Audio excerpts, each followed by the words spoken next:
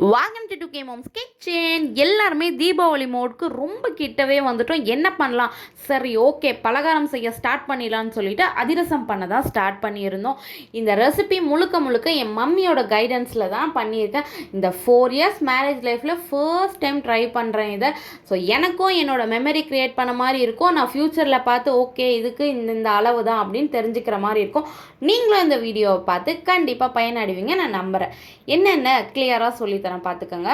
எங்கள் வீட்டில் நாங்கள் 3 டம்ளர் ஆஃப் ரைஸ் பச்சரிசி எடுத்து 2 hours ஊற வச்சு நல்லா உலர்த்தி மிக்சியில் போட்டு அரைச்சி பவுடர் நல்லா ஜலிச்சு எடுத்து வச்சுக்கிட்டோம் அரிசி மாவா.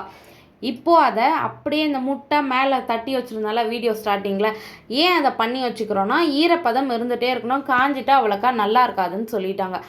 1 glass ஆஃப் ரைஸ்க்கு 3/4 டம்ளர் வெல்லம் அப்படி எடுத்துக்கோங்க. நீங்கள் எதில் அளந்தாலும் பரவாயில்ல, இதுதான் அளவு, அதை மட்டும் ஞாபகம் வச்சுக்கோங்க.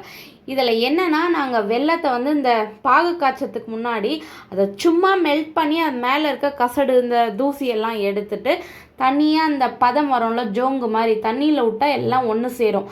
அந்த டைமில் என்ன பண்ணணும்னா இறக்கிட்டு அரிசி மாவை போட்டு நல்லா கிண்டிகிட்டே இருங்க, அது செட் ஆகிடும்.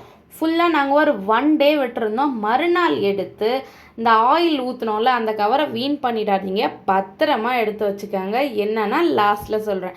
இதுதான் மறுநாளுக்கான அவுட்புட். இது வந்து கரெக்டான கன்சிஸ்டன்சியில் இருக்குன்னா மேலே பபிள் வந்திருக்கும், அதை பார்த்தாலே நமக்கு தெரியும். ஏன் அந்த ஆயில் கவர் எடுத்து வைங்கன்னு சொன்னேன்னா எனக்கு கொஞ்ச நேரத்தில் நீங்களே தெரிஞ்சுப்பீங்க. All Indian moms will do this. என்னென்னா சிலர் வீட்டில் பட்டர் ஷீட் இருக்கும், நம்ம வீட்டிலலாம் இதுதான்ப்பா பட்டர் ஷீட். என்னென்னா இந்த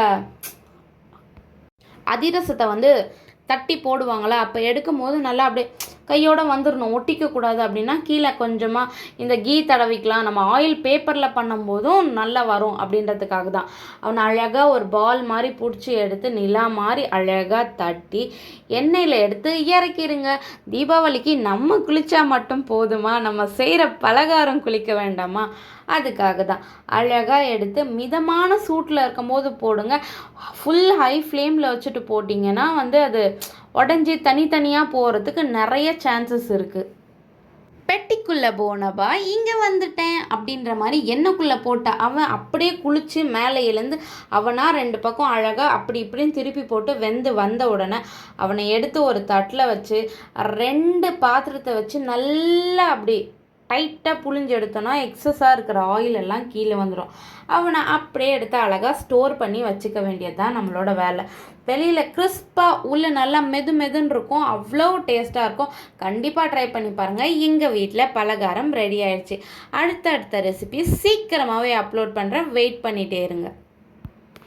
இந்த இயர் தீபாவளியை ரொம்ப சேஃபாக கொண்டாடுங்க. எல்லாருக்கும் அட்வான்ஸ் ஹாப்பி தீபாவளி.